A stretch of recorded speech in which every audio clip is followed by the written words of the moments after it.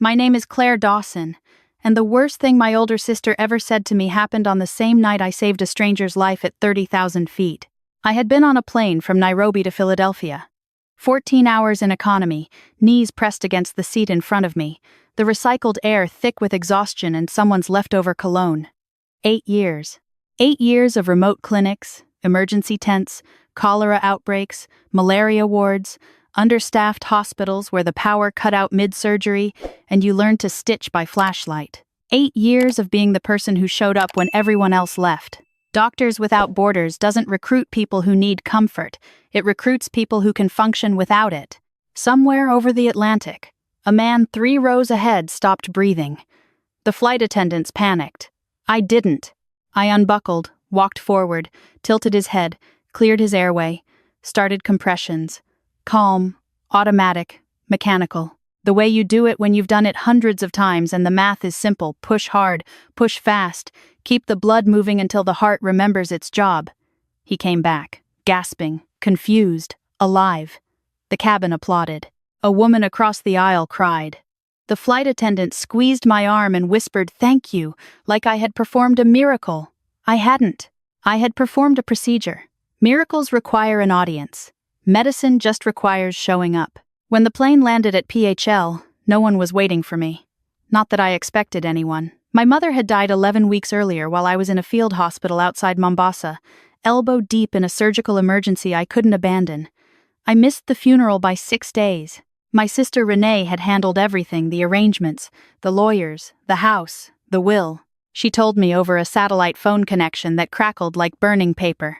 "Mom's gone. The service is Saturday. I don't suppose you'll make it." She was right.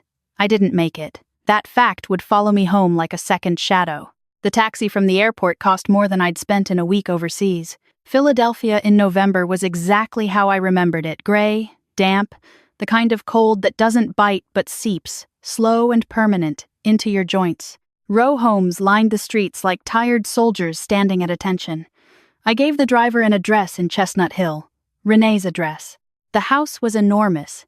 Not the house we grew up in that was a 3-bedroom brick colonial in Germantown with a leaking basement and a backyard just big enough for a dog we never got. This was something else entirely. Stone facade, black shutters, a wrought iron gate that opened with a soft electronic hum. The kind of house that whispers old money even when the mortgage screams new debt. I stood at the front door with my backpack and a single rolling suitcase held together by duct tape and stubbornness. My scrubs were still in the bag, unwashed, carrying the faint ghost of antiseptic and African dust. I rang the bell. Renee opened the door in a silk blouse and tailored pants, wine glass in hand, Bluetooth earpiece glowing blue against her jaw. Behind her, the house pulsed with warmth, polished wood, ambient lighting, the low murmur of a podcast playing from invisible speakers. She looked at me the way you look at a package you didn't order. "Oh, you're here."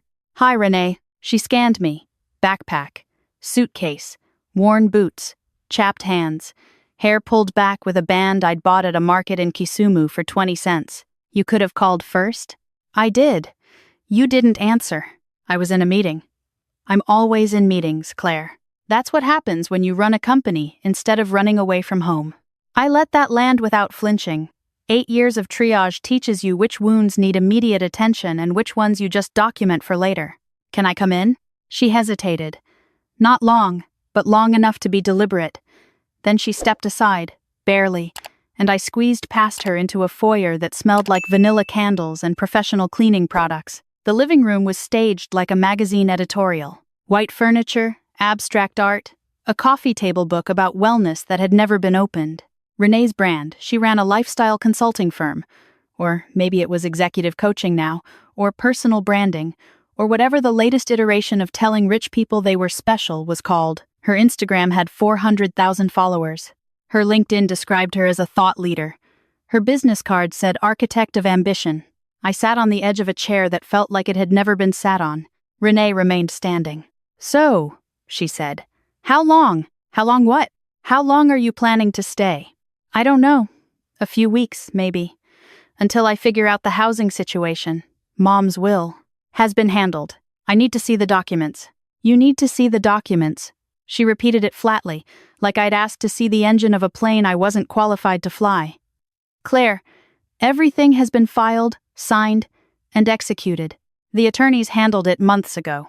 Without me. You weren't here. I was working. She took a sip of wine.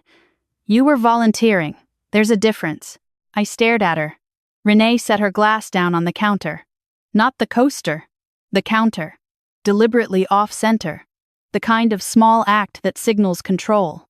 Look, she said, lowering her voice as if someone might be listening. Which, knowing her smart home setup, someone probably was. I handled everything. The service, the burial, the estate, the taxes, all of it. While you were stitching up strangers in a country most Americans can't find on a map, I was doing what I'm trained to do. And I was doing what someone had to do. She folded her arms. So here's how it went. Mom left me the investment accounts and this house. This house was Mom's? I purchased it using estate funds, reinvested, consolidated, like a responsible adult. My pulse sharpened. And what about me? Renee walked to a drawer, pulled out a manila envelope, and slid it across the counter. She left you the clinic. I opened the envelope. A property deed, 1847 Greystone Avenue. A small medical office our mother had run for 30 years as a family physician, the place where she'd treated half the neighborhood, delivered bad news with good hands, stayed late because someone's kid had a fever and couldn't afford the ER. The clinic has been closed since she got sick, Renee said. It's basically a teardown at this point. Roof leaks, plumbing's shot. The inspection report is in there if you want some light reading. Mom left me the clinic. She left you a building that's losing value by the month. Her voice softened slightly, not with compassion, with pity. I'm sorry, Claire, but you disappeared for 8 years. What did you expect? I expected to be included. You were included. You got a building. Silence filled the room like anesthesia, numbing everything except the one nerve that still hurt. Renee picked up her wine glass again. You can stay tonight. Guest room's upstairs, second door on the left. But I have a client breakfast at 7, so I'll need you out early. I nodded. Started toward the stairs. Claire. I turned. She looked at me with an expression I'd seen on the faces of people watching ambulances pass. Sympathy, without involvement. Distance, dressed as concern. You spent your best years cleaning wounds that weren't yours. She paused. And now you come home with nothing. Doesn't that tell you something? I didn't answer. Because some sentences don't deserve the dignity of a response. They just need to be remembered. I left before dawn, didn't use the guest towels, didn't eat from the refrigerator, folded the sheets, placed them at the foot of the bed, and walked out into the dark Philadelphia morning carrying everything I owned. The clinic was 20 minutes away by bus. Germantown hadn't changed much, a little more tired, a little more patient. The same corner stores and barber shops and churches holding the neighborhood together with faith and stubbornness. 1,847. Greystone sat between a laundromat and a vacant lot. The sign still hung above the door, paint cracked and fading. Dawson Family Medical. Est. 1,991. I unlocked the front door with the key from the envelope. The waiting room smelled like dust and old paper. Plastic chairs lined the wall, some cracked, some missing legs. The reception desk was buried under a layer of yellowed mail. Behind it, the hallway stretched toward 3 exam rooms, a small lab, and my mother's office at the back. I walked through it slowly. Every room held something, not ghosts exactly, but echoes. The height chart she'd penciled on the wall of exam room 2 because the official one kept falling down. The jar of lollipops on the counter, still half full, now fused together by time and sugar. A child's drawing taped to the supply closet door, a stick figure in a white coat with the words, "Thank you, doctor," Dawson in red crayon. My mother had been a quiet woman. Not shy, quiet. The kind of person who listened more than she spoke, who noticed things others overlooked, who believed that showing up consistently mattered more than showing up spectacularly. She never made the news. She never trended. She just opened the door every morning at 7:30 and closed it when the last patient left. I sat in her office chair. The leather was cracked but still held its shape. Her desk drawers were mostly empty. Renee had cleared them during the estate process. But in the bottom left drawer, behind a false panel I only knew about because I'd watched my mother use it as a child, I found something. A fireproof document case. Small, heavy, locked with a combination I guessed on the second try, my birthday. Inside, a sealed letter, a leather portfolio, and a USB drive. The letter was handwritten. My mother's handwriting small, precise. The penmanship of someone who'd filled out thousands of medical charts by hand before the world went digital. Claire, if you're reading this, then you came back. I knew you would. Not because you had nowhere else to go, but because this place meant something to you that it never meant to your sister. I need to tell you things I couldn't say while I was alive, not because I didn't trust you, but because the timing had to be right. The clinic is yours, not as a burden, as a foundation. My vision blurred. I wiped my eyes with my sleeve and kept reading. Your sister managed my finances during my final year. I allowed it because I was too sick to argue and too tired to fight. But I was not too sick to notice.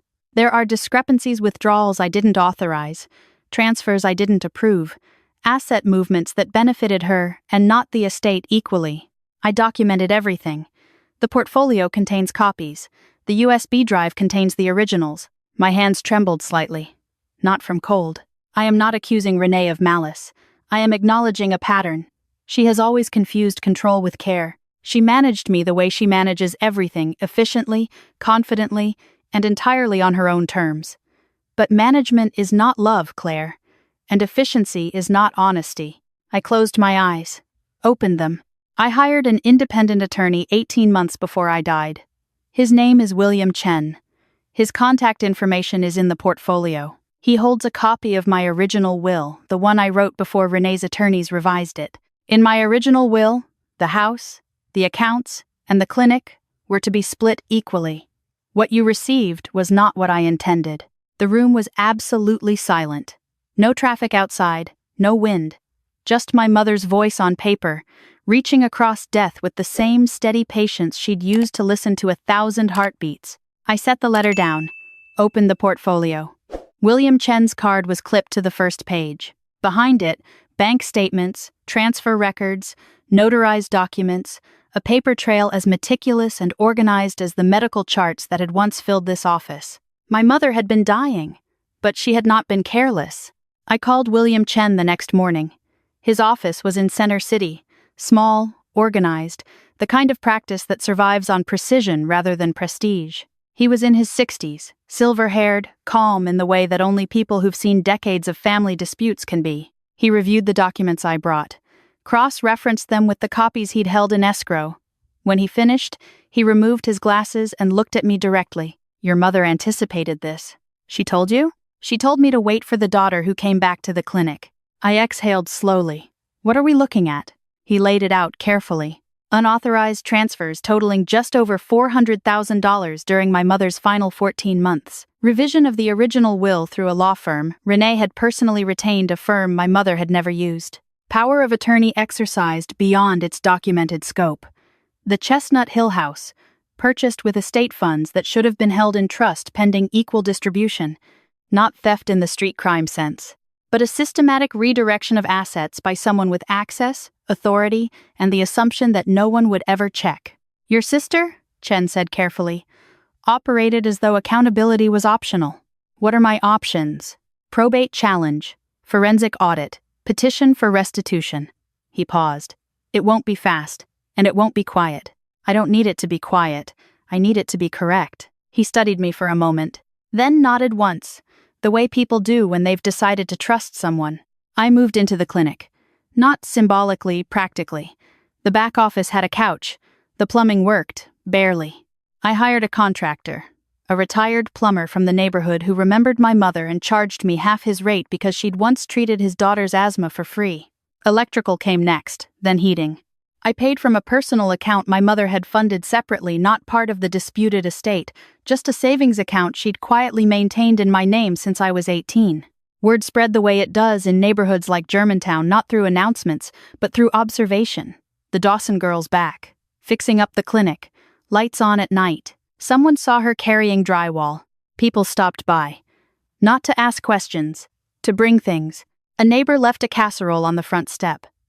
A former patient dropped off cleaning supplies with a note that said, "Your mama fixed my knee in '09.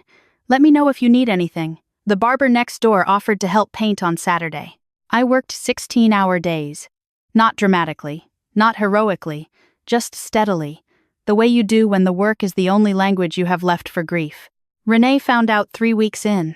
She arrived in a black Mercedes, heels clicking against the cracked sidewalk like a metronome counting down to confrontation. She stood in the doorway of the clinic, scanning the fresh paint, the repaired ceiling, the clean windows, with an expression caught between confusion and contempt. "What are you doing?" "Renovating." "With what money?" "My money." "You don't have money." I looked up from the baseboard I was replacing. "You don't actually know what I have, Renee." Her jaw shifted. She walked further inside, touching nothing, as if the place might contaminate her. "This is pathetic. You're playing handyman in a dead woman's office." I tightened a screw. Didn't respond. "You could sell this. Take the cash. Start over somewhere that makes sense." "This makes sense. A condemned building in Germantown makes sense to you? A clinic that served this community for 30 years makes sense to me." She laughed softly. Sharp, joyless. "You always did confuse sentimentality with strategy, and you always confused strategy with entitlement." Her eyes hardened. "Excuse me?" I stood up, slowly, wiped my hands on my jeans. "You took everything, Renee. Not just the house and the money. You took Mom's final months. You made decisions without her consent. You rewrote her will through your own attorneys. And you assumed I'd never come back to notice." The color drained from her face, just slightly. "Just enough. That's absurd." "Is it?" Mom was sick. Someone had to manage things. Manage, yes. Redirect, no. Her breathing quickened. "I don't know what you think you found." "I think Mom kept very good records." Silence. The kind that has weight. Renee swallowed. "You're making a mistake." I held her gaze. "I'm correcting one." She left without another word. But I saw her hands shaking as she gripped the steering wheel, and I understood something my mother had written in her letter. Renee doesn't fear consequences. She fears exposure. They are not the same thing. William Chen filed the probate challenge on a Tuesday. Quietly, procedurally. No press, no drama, just paperwork entering a system designed to move slowly and grind thoroughly. Simultaneously, the forensic accountant Chen retained a woman named Priya Mehta who spoke entirely in spreadsheets and subpoenas began pulling threads. Bank records, property transfers, attorney billings. The financial architecture Renee had built was impressive on the surface, but brittle underneath. Like the Chestnut Hill house itself, beautiful facade, over-leveraged foundation. Renee's lifestyle consulting business, it turned out, generated less revenue than her social media presence suggested. Client contracts were short-term. Cash flow was inconsistent. The house was mortgaged at 92% of its appraised value. Credit lines were extended to the edge.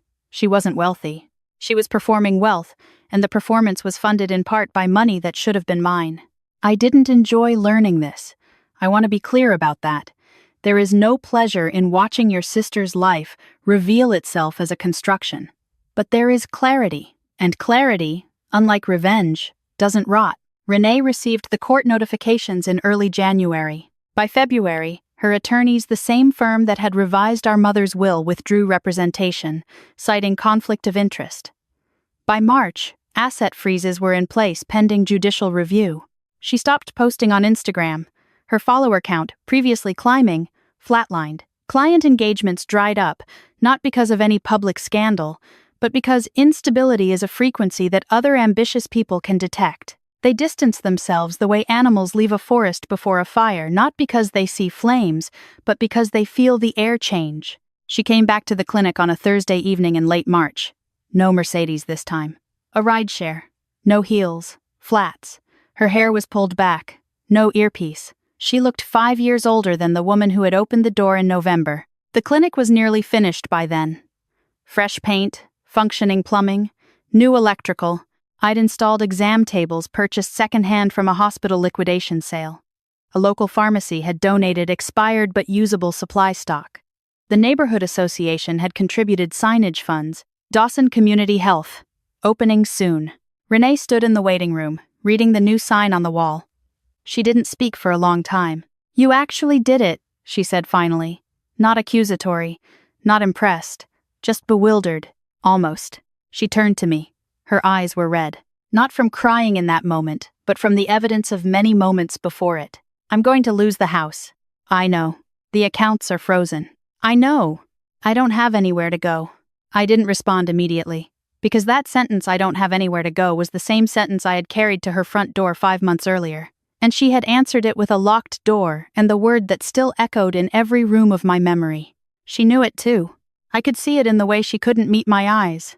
"I'm not going to say you deserved this," I said, "because that's not the point." "Then what is the point?" "The point is that you had choices, and you chose control over honesty. Every single time." Her chin trembled. "Mom was dying and I was alone." "You weren't alone. I was a phone call away. You were in Africa. I was reachable. You chose not to reach." That landed. Hard. She pressed her hand against the reception desk to steady herself. "I was scared," she whispered. "I was so scared of losing everything that I took everything first." I let the silence hold for a moment.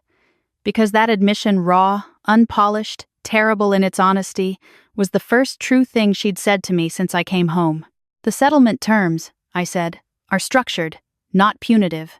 Restitution of misappropriated funds, transfer of equity back into the estate trust, supervised financial restructuring with a repayment timeline." She stared at the floor. "And the house? Will be sold. Proceeds split equally, minus legal costs and documented damages." Her shoulders shook, not theatrically, just the small, private collapse of someone who had built their entire identity on an image that no longer held. "There's one more condition," I said. She looked up.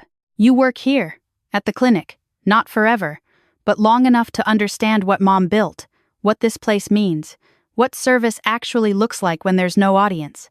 Her face crumbled. "You can't be serious." "I'm completely serious. I don't know anything about healthcare. You'll learn. Scheduling, intake, insurance paperwork, community outreach. The work Mom did every day that nobody ever posted about." Renee closed her eyes. Tears fell. She didn't wipe them. "I don't deserve this. Probably not. But Mom believed in second chances, and I trust her judgment more than I trust my anger." Renee started the following Monday. No announcement. No fanfare. Just a shift schedule taped to the supply closet door and a lanyard with her name on it. The first weeks were brutal. Not because the work was hard, it was, but because it was invisible. No followers watching. No metrics climbing. No one commenting, "You're amazing," beneath a carefully filtered photo. Just patients checking in, paperwork to file, phones to answer, floors to mop when the janitor called in sick. She misfiled insurance forms. She mispronounced medications. She forgot to restock gloves 3 days in a row. A patient yelled at her about a billing error, and she cried in the bathroom for 10 minutes. I didn't rescue her. I didn't mock her. I just left a cup of coffee outside the bathroom door and went back to work. By May, something shifted. Small, almost imperceptible. The way a bone heals, you don't see it happening. But one day the pain is different. Quieter. Renee learned the filing system. Memorized the insurance codes. Started greeting patients by name. A mother with 3 kids under 5 came in for flu shots, and Renee, without being asked, set up a coloring station in the corner with supplies she'd bought herself. The kids drew pictures while they waited. One of them drew Renee tall stick figure, big smile, lopsided stethoscope around her neck. She taped it to her desk. Didn't post it anywhere, just kept it. Dawson Community Health opened officially on the first Saturday in June. We kept it simple. Open doors, free blood pressure screenings, a table of pamphlets, coffee donated by the shop on the corner. Half the neighborhood showed up.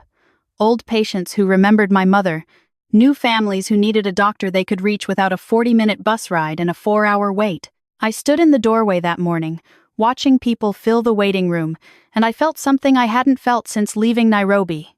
Not happiness exactly. Purpose with a permanent address. One evening in July, after the last patient left, Renee and I sat on the front steps of the clinic. The summer air was thick, humid, alive with the sounds of a neighborhood in motion, kids on bikes, someone's radio playing through an open window, a dog barking at nothing in particular. Renee spoke first. "I called you a loser. I remember. I didn't mean it. You meant it. You just didn't understand what it revealed about you." She nodded slowly. "I thought success meant being envied, being seen, being above. And now? Now I think it might mean being needed." She paused. "Mom knew that. Didn't she?" "Yeah. She did. Renee pulled her knees up, rested her chin on them. I wasted so much time. Not wasted. Spent. And now you're spending it differently. She looked at me, eyes clear. The hardness gone. Not replaced by softness exactly, but by something more durable. Humility, maybe. Or the beginning of it. I don't think I'll ever fully earn this back, she said. Maybe not. But you're showing up. That counts. She almost smiled. Something small and genuine, like a first breath after being underwater too long. We sat there as the streetlights came on. Two sisters on the steps of a building that had once been abandoned, in a neighborhood that had never stopped trying, doing the quiet, uncelebrated work of becoming something better than what we were. My mother left me a crumbling clinic on a block most people drove past without noticing. She did not leave me ruins. She left me a blueprint. And the secret wasn't hidden under a floorboard or locked in a vault. It was written in 30 years of patient charts, in 1,000 quiet mornings opening the door, in the radical, unglamorous act of caring for people who had no one else to call. Revenge, I learned, is not about destruction, it's about restoration. Not restoring what was taken, but restoring the truth that was buried. Justice doesn't need an audience, it needs accuracy. And mercy, real mercy, is not the absence of consequences. It is the presence of a second chance that the other person hasn't yet earned but desperately needs. If this story moved you, unsettled you, or reminded you of something unfinished in your own family, take a moment, sit with it. And if you've ever been underestimated by someone who was supposed to love you, tell me about it. Leave a comment. Share this story with someone who needs to hear it. And if you want more stories about the quiet forms of strength we rarely celebrate, subscribe to Silent Bearing. Because sometimes the most important battles are fought without raising your voice.